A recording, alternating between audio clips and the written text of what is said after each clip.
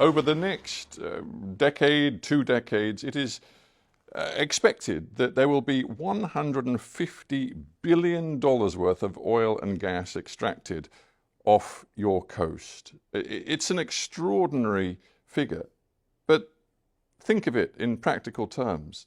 That means, according to many experts, more than 2 billion tons of carbon emissions will come from your seabed, from those reserves, and be released into the atmosphere.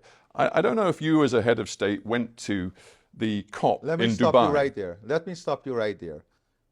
Do you know that Guyana has a forest forever that is the size of England and Scotland combined? A forest that stores 19.5 gigatons of carbon, a forest that we have kept alive, a forest that we have kept alive. Does that give you the right? No, Does no, that give you the right to release all of this carbon? Does that give you the right to lecture us on climate change? I am going to lecture you on climate change because we have kept this forest alive that stores 19.5 gigatons of carbon that you enjoy, that the world enjoy, that you don't pay us for, that you don't value, that you don't see a value in, that the people of Guyana has kept alive. Guess what? We have the lowest deforestation rate in the world. And guess what?